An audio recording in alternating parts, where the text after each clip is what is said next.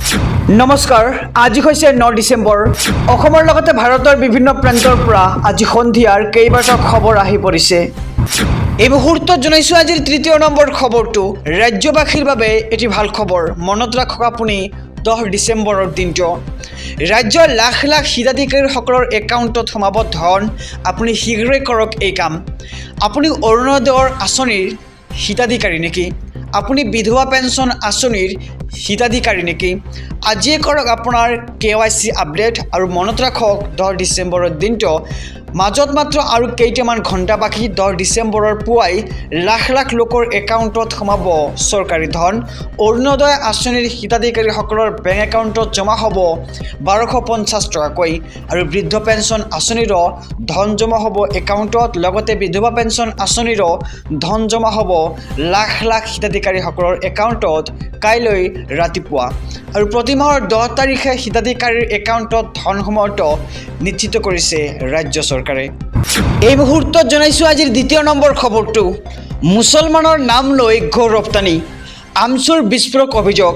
মুছলমানে কি খাব ক'ব নালাগে মুখ্যমন্ত্ৰীয়ে। মুছলমানৰ নাম লৈ হিন্দু মানুহে বিশেষ মাংস ৰপ্তানি কৰি আছে আৰু বিস্ফোৰক অভিযোগ তুলি হিমন্ত বিশ্ব শৰ্মাক প্ৰত্যুত্তৰ আমচুৰ। গো ৰপ্তানিৰ ক্ষেত্ৰত 3য় স্থানত আছে ভাৰতবৰ্ষ। তাত কিয় বাধা দিব নোৱাৰে মুখ্যমন্ত্ৰী হিমন্ত বিশ্ব শৰ্মাই। আৰু মুছলমানে কি খাব তাক কোৱাৰ অধিকাৰ নাই হিমন্ত বিশ্ব শৰ্মাৰ। আৰু কলমৰ জৰিয়তে হিমন্ত বিশ্ব শৰ্মাক উত্তৰ দিব মুছলমানে। আৰু হিমন্ত বিশ্ব শৰ্মাৰ অন্যায় মানি নলয় মুছলমানে।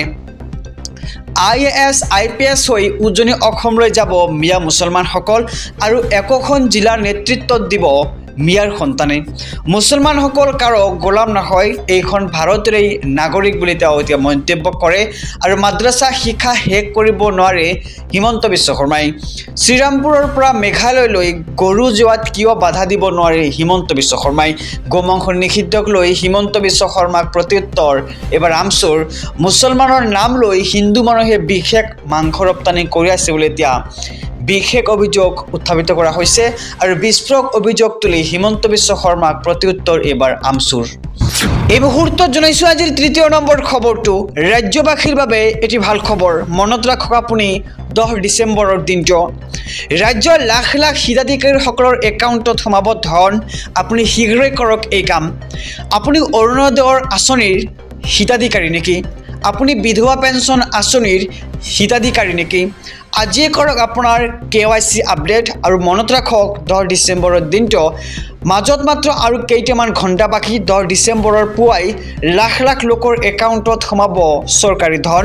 অৰুণোদয় আঁচনিৰ হিতাধিকাৰীসকলৰ বেংক একাউণ্টত জমা হ'ব 1250 টকাকৈ আৰু বৃদ্ধ পেঞ্চন আঁচনিৰো ধন জমা হ'ব একাউণ্টত। লগতে বিধৱা পেঞ্চন আঁচনিৰো ধন জমা হ'ব লাখ লাখ হিতাধিকাৰীসকলৰ একাউণ্টত কাইলৈ ৰাতিপুৱা। আৰু প্ৰতি মাহৰ 10 তাৰিখে হিতাধিকাৰীৰ একাউণ্টত ধন সোমোৱাটো নিশ্চিত কৰিছে ৰাজ্য চৰকাৰে। আপুনি বনভোজ খাবলৈ যাম বুলি ভাবিছে নেকি? যদি ভাবিছে তেন্তে আপোনাৰ বাবে আহি পৰিছে এক SOP। পিকনিক নিউ ইয়াৰ পাৰ্টি কৰাৰ পূৰ্বে আপুনি সাৱধান হওক। পিকনিক নিউ ইয়াৰ পাৰ্টিক লৈ আহি গ'ল SOP। নিয়ম নামানিলে আপুনি পৰিব ভয়ংকৰ বিপদত। সুৰাপাই চালকৰ ওপৰত থাকিব তীক্ষ্ণ নজৰ আৰু মডিফাই বাইক চলোৱা আৰু ষ্টাণ্ট প্ৰদৰ্শনত নিষেধাজ্ঞা জাৰি কৰিছে ৰাজ্য চৰকাৰে।